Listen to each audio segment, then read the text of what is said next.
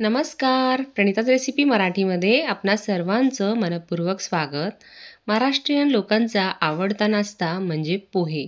पोह्यांमध्ये वेगवेगळे प्रकार आहेत, परंतु अगदी साधे-सुधे घरगुती पद्धतीने बनवलेले पोहेसुद्धा चवीला अप्रतिम लागतात, जेव्हा त्यातील साहित्याचं प्रमाण अचूक असतं. बरेच जण पोहे करतात, परंतु पोह्यांसाठी तेल किती प्रमाणात वापरावं किंवा पोहे किती वेळ भिजवावे किंवा कांदे किती प्रमाणात वापरावे हे अचूक माहीत नसतं. त्यामुळे बऱ्याचदा पोहे चिवट होतात किंवा घशात खाताना अडकल्यासारखे वाटतात. तर तसं होऊ नये म्हणून मी या व्हिडिओमध्ये तुम्हाला एका प्लेटच्या प्रमाणामध्ये सर्व साहित्य अगदी सोप्या पद्धतीने सांगितलेलं आहे, जेणेकरून पोहे अजिबात चिवट होणार नाहीत आणि घशात अडकल्यासारखे सुद्धा वाटणार नाही. या व्हिडिओत दिलेले प्रमाण वापरून आपण 10-20 व्यक्तींसाठी सहज पोहे बनवू शकता. तर चला हे चविष्ट असे पोहे कसे बनवायचे ते बघूया. पण तत्पूर्वी तुम्हाला एक विनंती, जर तुम्हाला माझ्या रेसिपीज आवडत असतील तर चॅनलला लाईक, शेअर आणि सबस्क्राईब नक्की करा. प्रथम तर आपण नाश्त्यासाठी जे पोहे बनवणार ते कोणते घ्यायचे ते बघूया. तर बघा, नाश्त्यासाठी या प्रकारचे पोहे घ्यायचे. असे जाड असतात, याला दडपे पोहे किंवा जाड पोहे म्हणतात. दुसरा प्रकार हा पातळ पोह्यांचा असतो. तर या पोह्यांचा फक्त चिवडा बनवला जातो.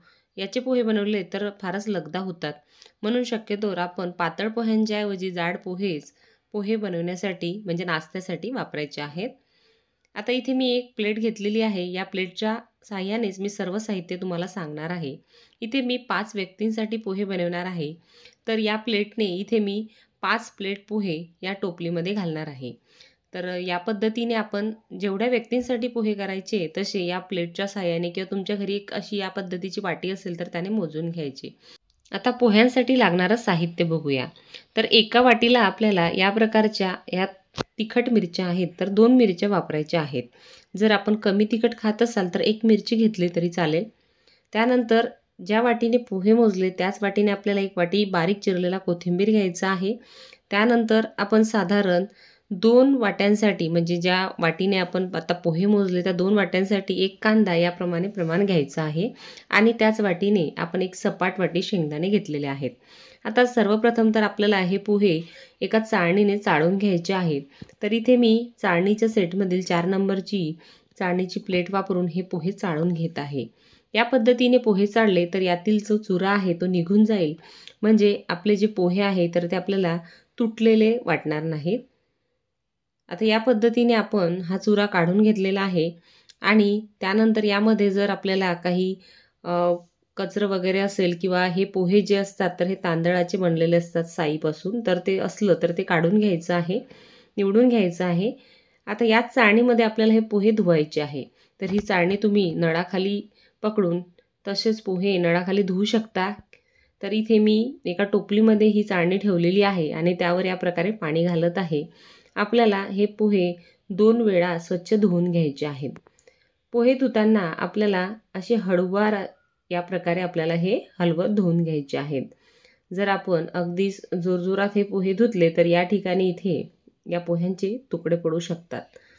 आता बरेच जण काय करतात की एखाद्या ताटामध्ये किंवा टोपलीमध्ये डायरेक्ट पाणी घालून त्यामध्ये पोहे भिजत घालतात.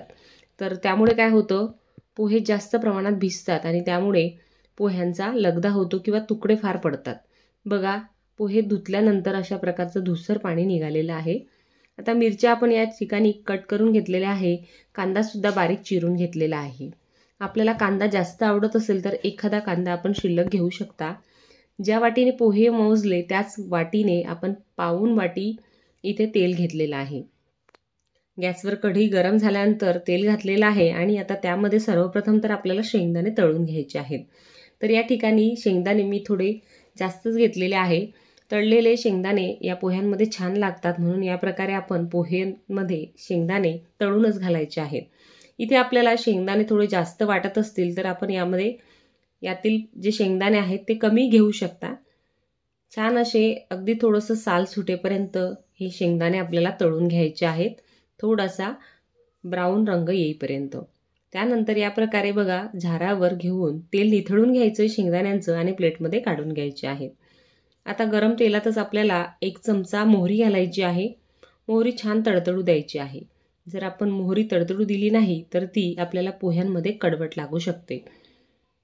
आता यामध्ये बरेच जण हिंगसुद्धा घालतात, आवडीनुसार तुम्ही घालू शकता, पण इथे मी हिंग वापरलेला नाही. अगदी साधेसुधे प्लेन पोहे मी इथे करत आहे. मिरच्या घातलेल्या आहे. मिरच्या आपल्याला छान तळून घ्यायच्या आहे तेलामध्ये. बघा, अशा छान मिरच्या तळल्यानंतरच यामध्ये आता कांदा घालायचा आहे. तर इथे कांदे आपण पातळ काप करून सुद्धा घालू शकता किंवा या पद्धतीने आपण यापेक्षा बारीक कट करून सुद्धा कांदे घालू शकता. कांदा असा छान तळण्यासाठी आणि लवकर तळण्यासाठी यामध्ये चिमूटभर मीठ घालायचं. कांदा आपल्याला जास्त ब्राऊन रंगापर्यंत तळायचा नाही, नाहीतर पोहे खाताना कांद्याची चव आपल्याला कडवट लागू शकते. आता बघा, कांदा छान असा सॉफ्ट झालेला आहे. असा मऊ कांदा आपल्याला पोह्यांसाठी करून घ्यायचा आहे. त्यानंतर यामध्ये घातलेली आहे हळद. हळद आपल्याला या प्रकारे कांदा तळल्यानंतरच घालायची आहे. बरेच जण पोहे जेव्हा भिजवतात त्याच वेळेस त्यामध्ये हळद घालतात, तर तशा हळदची चव पोह्यांमध्ये कच्ची लागते किंवा मग तसे जे पोहे आहेत त्यासाठी हळदसुद्धा आपल्याला जास्त प्रमाणात घ्यावी लागते आणि त्यानंतर जर प्रमाण चुकलं तर पोहे जास्त पिवळ्या रंगाचे होतात. आता बघा, इथे चाळणीमध्ये आपले हे जे पोहे आहेत ते आपण असे हाताने मोकळे करून घेतलेत आणि यामध्ये आता मी 1.5 चमचा मीठ घालत आहे. तर या प्रकारे या कच्च्या पोह्यांमध्येच आपल्याला हे मीठ घालून घ्यायचं आहे, म्हणजे प्रत्येक पोह्याच्या तुकड्याला हे मीठ लागतं. आता इकडे आपली फोडणी पण इथे तयार आहे. या पद्धतीने इथपर्यंतच आपल्याला कांदा मऊ झाल्यानंतर यामध्ये आपल्याला आता पोहे घालायचे आहेत. तर हवं तर आपण यामध्ये कढीपत्तासुद्धा घालू शकता. आता यामध्ये आपण हे पोहे घालत आहोत. गॅसची फ्लेम मात्र आपल्याला मीडियम ठेवायची आहे. जास्त गॅसची फ्लेम आपण वाढवली तर फोडणी आपली जळू शकते. आता हळूवार या पद्धतीने आपल्याला चमच्याने खालचे पोहे वरती करत या पद्धतीने हलवत हे पोहे मिक्स करून घ्यायचे आहेत. जर आपण अगदी जोरजोरात वेगाने जर हे पोहे हलवले तर हे आता भिजलेले असतात, त्यामुळे त्याचे तुकडे लवकर पडतात. तर या पद्धतीने आपण सामान काढून घेतल्यानंतरच पोहे भिजत घालायचे आहे, म्हणजे आपला कांदा तळेपर्यंत साधारण 5 ते 10 मिनटं लागतात. तिथपर्यंतच आपल्याला एक साधारण 7-8 मिनटापर्यंतच हे पोहे भिजत ठेवायचे आहे. जर आपण सुरुवातीलाच पोहे भिजत ठेवले आणि नंतर साहित्याची तयारी केली तर पोहे जास्त प्रमाणात भिजतात आणि त्यामुळे काय होतं की त्याचे तुकडे जास्त पडतात आणि मग असे आपल्याला छान असे मोकळे मोकळे ते पोहे खायला मिळत नाही. तर या पद्धतीने बघा. आणि आता आपल्याला या ठिकाणी जर हळद कमी वाटत असेल तर तुम्ही त्यामध्ये घालू शकता हळद आणखी. आता जसजशी आपले हे पोहे गरम होतील तसतसा हळदीचा छान रंगसुद्धा पोह्यांना येतो. आता यामध्ये आपण जे तळून घेतलेले शेंगदाणे आहेत तर ते या प्रकारे असे शेवटीच घालायचे. त्यानंतर आपण जो बारीक चिरून घेतलेला कोथिंबीर आहे तो सुद्धा घालायचा आहे. यातील थोडा कोथिंबीर आपल्याला गार्निशिंगसाठी ठेवायचा आहे. आता या प्रकारे अलगद आपल्याला हे पोहे मिक्स करून घ्यायचे आहेत. त्यानंतर आपल्याला झाकण ठेवून एक साधारण 2 ते 3 मिनिटांपर्यंत एक वाफ काढून घ्यायची आहे. 3 मिनिटांनंतर बघा, पोहे छान असे वाफून तयार आहेत. तर असे पोहे शिजतानाच आपल्याला त्यामध्ये लिंबाचा रससुद्धा घालायचा आहे, जेणेकरून आपल्याला सर्दीचा किंवा खोकल्याचा म्हणजे कफाचा त्रास होणार नाही. आता हे आपण पोहे व्यवस्थित असे मिक्स करून घेऊया. तर तयार आहेत इथे आपले अतिशय चविष्ट साध्या सोप्या पद्धतीने परफेक्ट प्रमाणात कांदे पोहे. यामध्ये तेलाचं प्रमाण अगदी व्यवस्थित झालेलं आहे. कांद्याचं सुद्धा प्रमाण अतिशय योग्य आहे. या पद्धतीचे पोहे तुम्ही सुद्धा नक्की बनवून बघा. आपले पोहेसुद्धा असे छान असे मोकळे मोकळे होतील आणि खायला तर फार चविष्ट लागतील. आवडीनुसार आपण याला गार्निशिंग करायचे आहे. इथे मी बारीक शेव आणि खोबरा किससुद्धा घातलेला आहे. जर आपल्याला आवडत असेल तर ओल्या खोबऱ्याचा किससुद्धा तुम्ही यासोबत वापरू शकता. तसेच हे पोहे जर आपल्याला ॲसिडिटीचा त्रास देत असतील तर तुम्ही त्यासोबत 1 वाटी दही निश्चित खावं, जेणेकरून आपल्याला पोह्यांमुळे ॲसिडिटी होणार नाही.